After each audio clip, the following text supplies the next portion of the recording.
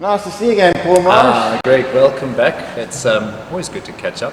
Absolutely. We've had a lot of fun, and thank you for all the people who watch us and support us.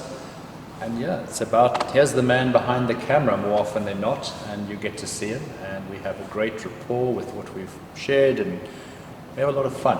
And I think that's what it's about, you know. That's what it's all about. Always. And we've come to Land Cruiser Heaven here at your secret lab. What's going on here, Mr. Marsh? Well, you're going to see Land Rover banners. We're going to have to blur that out. Not at all. No, this is actually a workshop that belongs to a very good friend of mine. He's not using it at the moment. So I'm storing vehicles. You know, COVID has actually hit the ability for people to come in and use their vehicles. And it's quite sad because most of these trucks are prepared for big expeditions and the owners are waiting to fly in to use them. So right now, you know, I'm sitting packing here and a couple of other places where we're storing vehicles for clients to the point when it all opens up and they can actually come in and go and travel.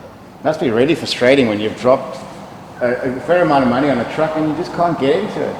Look, I think for a lot of people that is frustrating, for sure. You know, you've spent a lot of money, it's sitting there, but also the knowledge that your truck is looked after. I mean, I come regularly, I start the cars.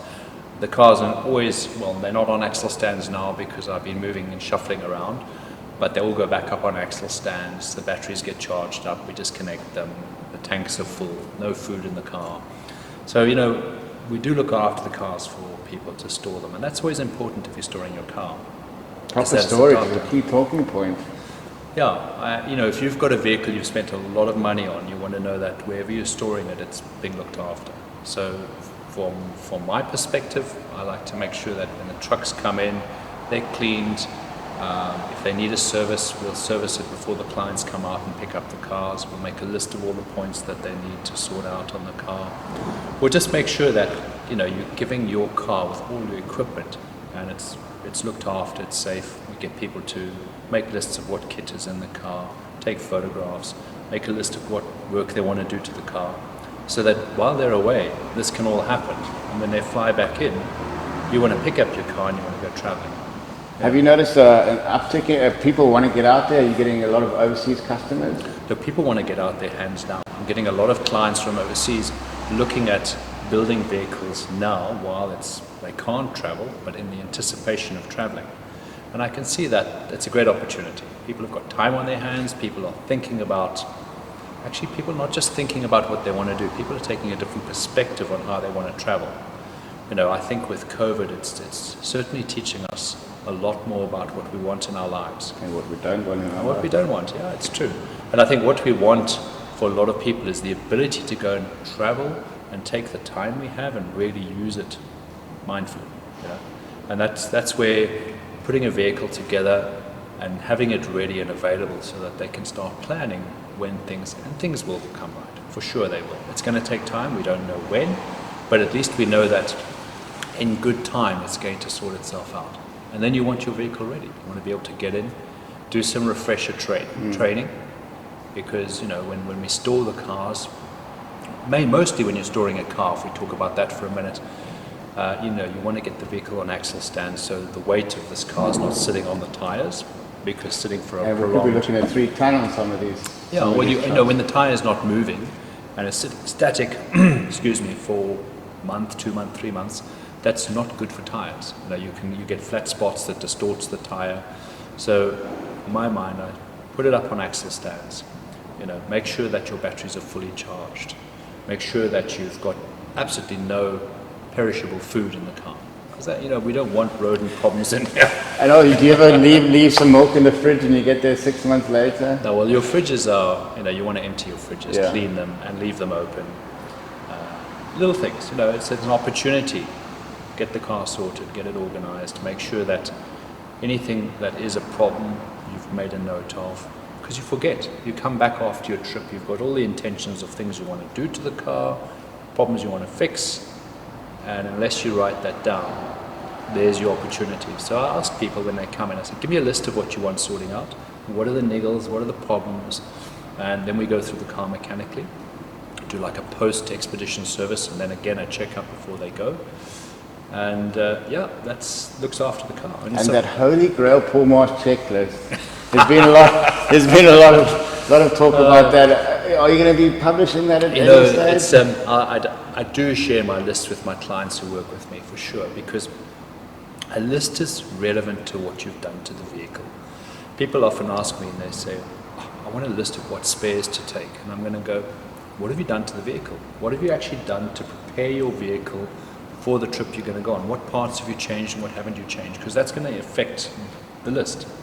So I work a lot with lists, and it helps people because when you've got a vehicle that you put in storage and you haven't used it for months, you come back out and you forget either what's in the car, or you forget some of the checks you should do, or you forget how to do some things, use a high lift jack. So having a little list or a little, and I encourage people to do that. I say, each vehicle is different, and there's certain things on your car which you should just have a little book and just make notes on how things work, what they do, what you need to remember.